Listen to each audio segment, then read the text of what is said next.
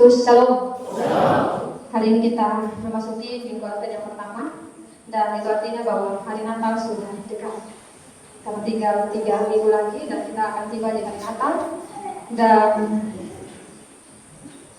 hari ini lilin pertama Advent itu sudah dinyalakan bagi kita semua di setiap gereja-gereja Tuhan. Kita tahu bersama Advent itu artinya kedatangan, dan ketika kita ada dalam perayaan minggu Advent, kita bukan saja menanti akan kedatangan tanggal 25 Desember. Kita bukan juga hanya menanti suasana pesta, kita juga bukan hanya menanti baju baru, tetapi juga di dalam kita merayakan akan kedatangan masa-masa penantian, kita juga diingatkan untuk merayakan Dia yang sebelumnya telah datang dalam kerendahan, di dalam kandang domba yang hina, terbungkus dengan kain dan dibaringkan di dalam lampin. Tetapi juga di masa-masa Advent ini, kita dibawa untuk mengingat dan merayakan Dia yang akan datang kembali, tetapi di dalam kemuliaan. Bapak Mama kekasih-kekasih Tuhan, kalau kita melihat dunia sekarang ini, terkadang kita pun juga merasa tidak tenang. Di luar sana kita dengar berbagai macam perubahan-perubahan iklim. Kemarin-kemarin kita dengar tentang banjir. Kita juga mendengar tentang berbagai penyakit-penyakit yang datang. Di tengah-tengah masyarakat kita juga menyaksikan ada begitu banyak keluarga-keluarga yang retak. Ada banyak kasus perceraian, kekerasan di dalam rumah tangga, judi online, pinjaman online, masalah ekonomi, bahkan anak-anak yang sanggup dalam memilih arah. Ada juga kita melihat keluarga-keluarga yang harus melepaskan orang-orang yang dikasihi oleh karena kematian di tahun ini. Ada yang berkumpul dengan berbagai penyakit, ada yang dikhianati, bahkan juga ada yang menanggung masalah-masalah ekonomi. Tetapi di tengah-tengah situasi seperti ini, kita mungkin bertanya dalam hati, kira-kira hidup mau berjalan bagaimana? Apakah masih ada harapan di tengah-tengah situasi yang tidak baik-baik saja saat ini? Di dalam bacaan kita, Markus pasal 13, Tuhan berbicara tentang akhir zaman. Bapak Mama kekasih-kekasih Tuhan, ketika kita dengar kata akhir zaman, secara tidak langsung kita pasti takut. Karena kita mulai bertanya-tanya dalam hati ketika akhir zaman itu datang, apakah masing-masing kita sudah siap dengan segala keadaan kita saat ini? Apakah kita sudah siap untuk ada di tengah-tengah pematian, ada di tengah-tengah pembagian yang dilakukan oleh Tuhan Yesus Kristus yang datang sebagai hakim? Tetapi Tuhan berbicara tentang akhir zaman bukan untuk menakut-nakuti kita. Tuhan tidak bermaksud untuk menakut-nakuti kita. Tetapi Tuhan bermaksud untuk memberikan satu pemahaman, cara pandang yang benar kepada kita semua, bahwa hidup ini sedang berjalan pada satu penggenapan Allah. Tuhan berjanji bahwa Dia akan datang kembali dalam kemuliaan, dan hidup kita berjalan seperti itu. Tuhan menjanjikan sesuatu yang pasti, sehingga oleh karena itu kita diajak untuk menanti dalam pengharapan dan penyerahan diri. Sebagaimana tema kita pada hari ini, menanti dalam pengharapan dan penyerahan diri. Bapak Mama kekasih-kekasih Tuhan, Yesus menggambarkan tanda-tanda yang mengerikan tentang akhir zaman. Di ayat ke-24 sampai 25, akhir zaman itu ditandai dengan matahari menjadi gelap, bulan tidak bercahaya, dan bintang-bintang berjatuhan. Ini mau menggambarkan kepada kita bahwa seluruh alam semesta tunduk kepada Tuhan. Seluruh alam semesta tunduk kepada Tuhan. Sesuatu yang kita andalkan dalam kehidupan kita pada akhirnya akan hilang di tengah-tengah kehidupan kita. Ketika hari ini kita merenungkan kebenaran firman Tuhan, ketika kita ada dalam situasi kehilangan orang-orang yang kita sayangi, ketika kita tiba-tiba kehilangan pekerjaan, ketika suami atau istri kita berkhianat, bahkan berbagai penyakit yang datang melanda kita pun pasti akan merasa goyah. Padahal itu yang kita harapkan dalam kehidupan kita. Kita ingin sehat, kita ingin ada dalam satu kedamaian, tetapi pada akhirnya ketika terbalik yang kita alami, kita akan merasakan satu kegolahan. Tetapi di tengah-tengah semuanya itu tentang akhir zaman, Yesus menaruh satu kalimat yang menjadi pusat pengharapan setiap kita, bahwa pada waktu itu orang akan melihat anak manusia datang dalam awan-awan, dalam segala kekuasaan dan kemuliaan. Dan di situ Tuhan akan menyuruh malaikat-malaikat untuk mengumpulkan orang-orang pilihan dari keempat penjuru. Bapak Mama kekasih-kekasih Tuhan, itu artinya bahwa akhir dari segala sesuatu itu bukan kekacauan. Akhir dari segala sesuatu itu bukan kuasa kejahatan, tetapi akhir dari segala sesuatu adalah kedatangan Tuhan Yesus Kristus yang kedua, dan Dia datang di dalam segala kuasa dan kemuliaan. Dan di situ Tuhan yang sebagai hakim, Dia sendiri akan mengadili dunia ini. Dia akan mengumpulkan orang-orang pilihan, yaitu mereka yang percaya dan senantiasa berharap kepada Tuhan. Sehingga kalau kita fokus pada dunia yang berubah dan hancur, sebagaimana digambarkan sebagai kejam, kita pasti akan merasakan takut. Tetapi kalau kita fokus pada akhir bahwa Tuhan pasti datang sebagaimana janjinya, kita akan merasakan bahwa masih ada pengharapan. Sehingga kita perlu untuk menyerahkan diri seutuhnya kepada Tuhan. Bapak Mama kekasih-kekasih Tuhan, setelah menggambarkan tentang akhir zaman, Yesus pun juga mengajarkan tentang satu hal yang sederhana, yaitu tentang pemenang di perikop yang kedua. Ketika rantingnya melepuh dan bertunas, orang tahu bahwa musim panas itu sudah dekat. Kita mungkin tidak akrab dengan yang namanya pemenang. Itu mungkin ada di negara-negara lain, Israel mungkin. Tetapi kita di sini akrab dengan tanda-tanda musim. Ketika saat ini hujan mulai turun, walaupun belum secara rutin, tetapi kita tahu bahwa ini sudah masuk pada musim menanam. Karena rumput-rumput pun juga bertumbuh, dan itu telah masuk pada musim menanam. Ketika angin mulai bertiup, bahkan ketika awan mulai gelap, kita bisa tahu bahwa ini sudah musim begini-begini. Kita sudah dapat memprediksi setiap musim kehidupan kita, karena itu yang kita alami setiap tahun. Kita sudah mengalami itu setiap tahun, dan kita hafal benar apa yang terjadi saat ini dan masuk musim apa saat ini. Bapak Mama kekasih-kekasih Tuhan, Yesus memakai contoh ini untuk menyatakan bahwa kalau alam saja kita sebagai manusia bisa percaya. Alam yang kita hidupi, alam yang kita tinggali saja ini dapat kita percaya, apalagi perkataan Tuhan. Tuhan bilang bahwa langit dan bumi itu pasti berlalu, tetapi Tuhan tidak berkata tidak pernah berlalu. Sehingga kalau alam dapat kita percayai, kenapa dengan Tuhan sendiri, perkataan Tuhan sendiri tidak kita percayai dalam kehidupan kita? Janji Tuhan tidak pernah batal di dalam kehidupan kita. Firman Tuhan tidak pernah sia-sia bagi kita yang menerima dalam hidup itu. Dan itu menjadi alasan mengapa kita terus berharap pada Tuhan.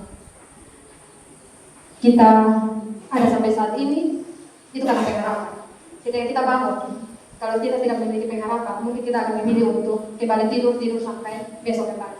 Tetapi karena kita memiliki pengharapan, sehingga kita bangun dan mulai beraktivitas hari ini, termasuk dengan kita memenuhi panggilan Tuhan untuk beribadah di pagi hari ini.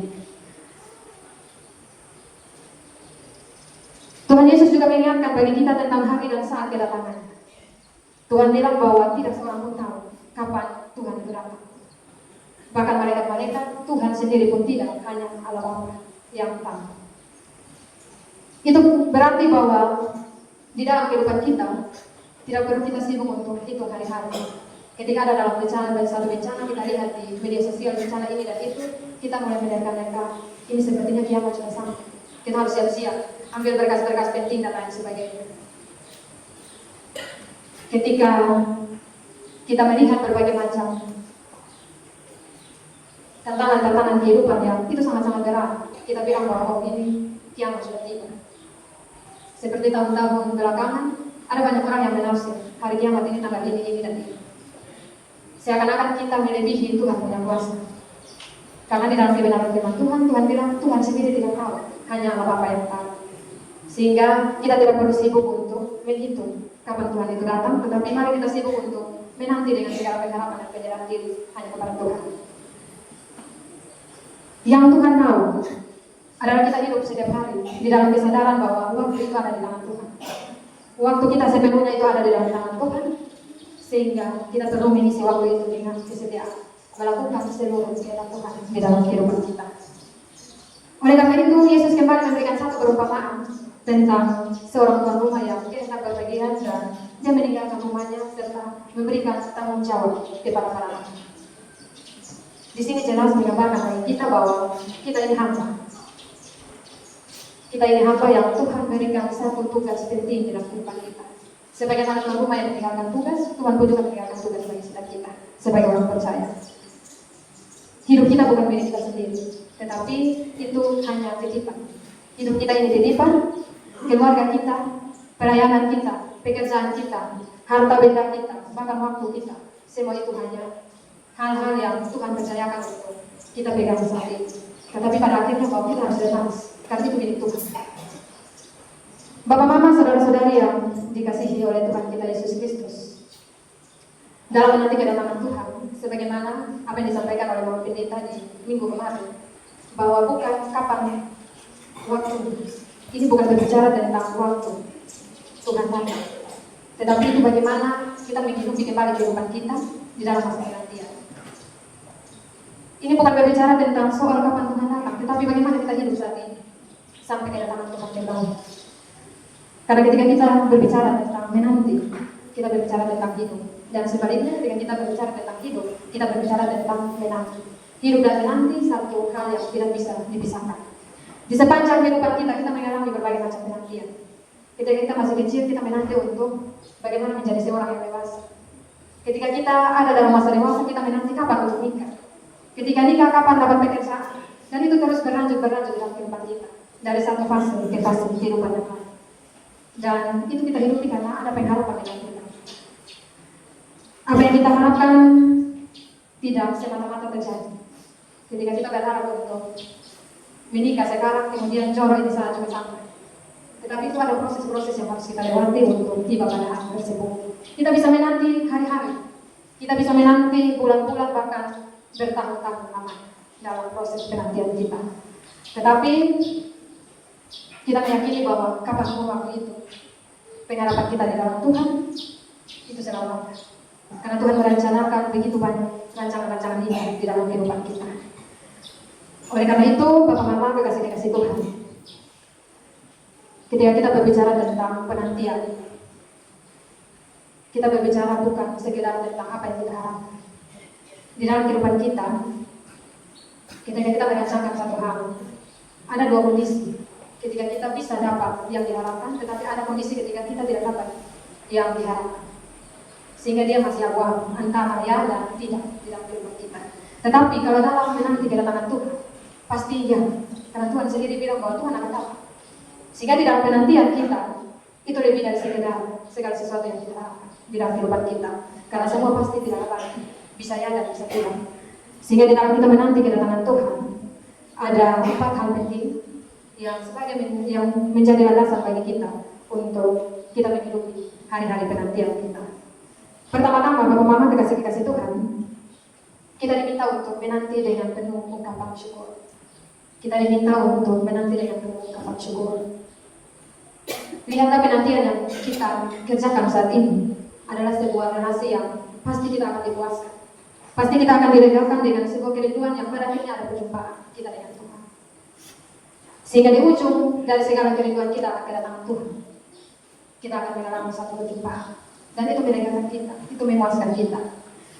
Saya mengambil satu contoh kecil dalam hal ini tentang satu hubungan yang LDR. Satu hubungan yang LDR, Bapak Mama itu kerap di kehidupan anak-anak muda. Hubungan LDR. Momen perjumpaan dalam satu hubungan itu menjadi momen yang sangat-sangat ditunggu oleh seseorang ketika ada dalam jarak yang berjauhan.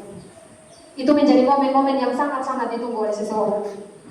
Dan kalau bisa, ketika ada dalam proses itu, kita berharap untuk segera sudah perjumpaan itu terjadi. Kita mau untuk cepat-cepat sudah. Dan sikap itulah Bapak Mama kekasih-kekasih Tuhan yang juga kita harus hidupi ketika kita menanti kedatangan Tuhan. Saat ini kita ada dalam jarak dengan Tuhan. Kita pun juga ada dalam kerinduan untuk berjumpa dengan Tuhan. Sehingga kalau kita dapat merasakan momen-momen yang benar-benar sukacita ketika kita menemui seseorang dalam kehidupan kita, apalagi dengan Tuhan sebagai pemilik dan pemelihara kehidupan kita. Kerinduan kita harus lebih besar kepada Tuhan di dalam sepanjang kehidupan kita. Karena kita tahu bahwa Tuhan adalah orang yang sangat-sangat kita andalkan di dalam kehidupan kita. Karena kembali bahwa segala sesuatu dalam kehidupan kita hanya titipan. Pada akhirnya yang kita dapat andalkan itu hanya Tuhan semata. Sehingga kerinduan kita kepada Tuhan harus menjadi kerinduan yang paling terbesar di dalam kehidupan kita. Maka penantian kita hari ini dan seterusnya harus kita isi dengan penuh kegembiraan, penuh dengan ucapan syukur bahwa kita akan berjumpa dengan kekasih hati kita, yaitu Allah sendiri di dalam seluruh kehidupan kita, yang kepadanya kita berpaling, kita mengandalkan di dalam sepanjang kehidupan kita. Hal yang kedua, di dalam proses penantian kita belajar bahwa menanti dalam iman bukan menanti secara pasif, tetapi penantian itu adalah penantian yang aktif. Penantian yang aktif. Di sepanjang kita menjalani hari-hari, kita ada dalam masa penantian, tetapi Tuhan bilang bahwa kita tetap bekerja. Kita tetap untuk saling mengasihi, kita tetap untuk saling melayani, kita tetap berdoa dan melakukan semua yang menjadi tugas tanggung jawab kita. Karena Sang Tuan Rumah memberikan berbagai tugas bagi kita sekalian sebagai hamba-hambanya dunia.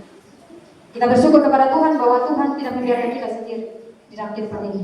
Dalam 1 Korintus 1 ayat 5 dikatakan bahwa hanya oleh karena anugerah Allah, kemudian Allah memberikan kita berbagai talenta, Tuhan memberikan kita berbagai kekuatan, dan itu yang kita pakai untuk kita berkarya dan melakukan segala sesuatu dalam kehidupan kita. Kita menunggu bukan secara diam-diam. Kita menunggu bukan hanya berpangku tangan dan tunggu waktunya tiba, tetapi harus ada hal yang kita kerjakan dalam masa menunggu itu. Segala sesuatu dimulai dari tangan kita, segala sesuatu dimulai dari kaki kita dan seluruh anggota tubuh kita, yang kita pakai untuk kita berkarya bagi kemuliaan Tuhan. Bapak Mama, kekasih-kekasih Tuhan, di dalam masa penantian kita, mungkin di tengah-tengah keberadaan kita, ketika kita memilih untuk menjadi orang-orang benar, kita dikucilkan. Ketika kita memilih untuk melakukan hal-hal yang sesuai dengan kehendak Tuhan, orang lain melihat kita sebelah mata. Tetapi pada akhirnya bahwa bagi kita yang hidup benar dan sesuai dengan kehendak Tuhan, kita masuk dalam orang-orang pilihan. Kita masuk di bagian orang-orang yang berkenan kepada Tuhan ketika hari penantian itu tiba. Itu yang perlu kita ingat saat ini, bahwa segala sesuatu yang kita lakukan tidak pernah sia-sia. Tuhan yang memperhitungkan semua yang kita kerjakan, dan kita menjadi orang-orang pilihan di penghujung segala sesuatu. Yang ketiga, mari kita menanti dalam penyerahan diri, yaitu kita berjaga-jaga senantiasa. Bapak Mama, kekasih-kekasih Tuhan, ketika gambaran tentang hari kiamat, akhir zaman itu tiba, kita pasti merasakan ketakutan yang besar. Ketika kita dengar adanya tanda-tanda saja, kita merasakan ketakutan yang besar. Tetapi itulah yang dimaksudkan bagi Tuhan bahwa kita perlu untuk berjaga-jaga. Dimulai dari hari ini. Kita harus terus berjaga-jaga dan menganggap bahwa besok itu Tuhan sampai. Sehingga hari ini kita harus mempersiapkan diri. Mempersiapkan secara baik kehidupan kita. Kita berjaga-jaga untuk tetap sadar. Jangan sampai kita terbuai dengan segala sesuatu dalam kehidupan ini. Jangan bermain-main dengan yang namanya hal dosa. Karena kalau kita tertidur dan terlena, kita sendiri yang secara tidak sadar menolak Tuhan untuk berdiam di dalam kehidupan kita. Kita meyakini bahwa di dalam segala keberadaan kita, di tengah-tengah kehidupan kita, ada banyak tugas tanggung jawab kita untuk berjaga-jaga.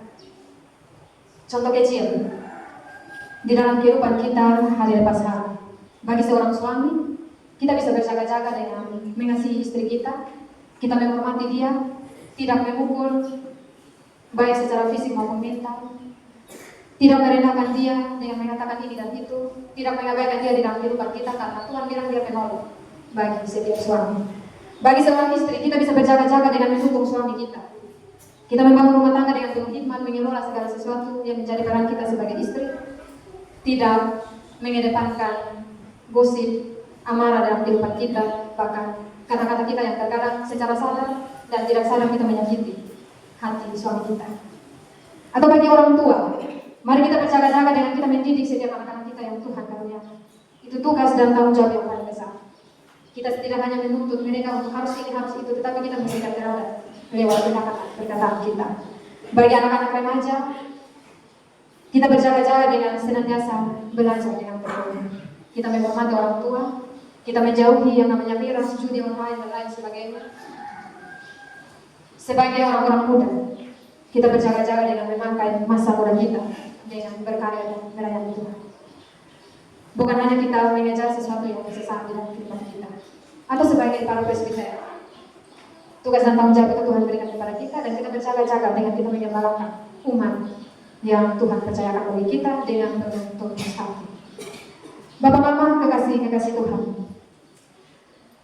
di dalam minggu Advent pertama ini, satu lilin ungu kita nyalakan hari ini, dan itu bermakna tentang pengharapan kepada Tuhan. Dari Sinode Gemini mengkhususkan hari ini untuk kita melihat secara mendalam tentang keluarga-keluarga yang terbuka di sepanjang tahun ini. Ketika orang-orang yang dikasihi meninggalkan mereka karena kematian, terkhusus di dalam lingkup jemaat Rosto Bargawi, kita percaya bahwa pasti ada kekosongan itu dalam kehidupan masing-masing pribadi. Tetapi di tengah-tengah duka itu, ketika lilin pengharapan itu dinyalakan, kita tetap melanjutkan kehidupan kita dan bilang bahwa di dalam Tuhan ada banyak pengharapan. Tidak berjalan sendiri, tidak melangkah sendiri, tetapi Tuhan menyertai di dalam setiap pengharapan kita. Dan hal yang terakhir, di dalam masa penantian kita senantiasa diingatkan untuk di dalam kehidupan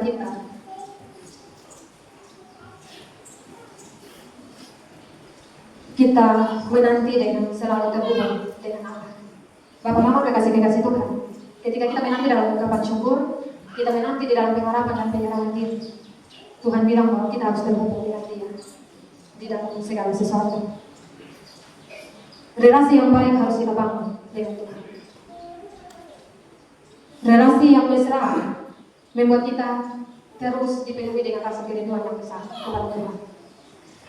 Sehingga di awal tadi ketika saya menganalogikan tentang hubungan LDR, maka dalam menanti sang kekasih hati kita yaitu Allah, kita harus dipenuhi dengan komunikasi yang baik.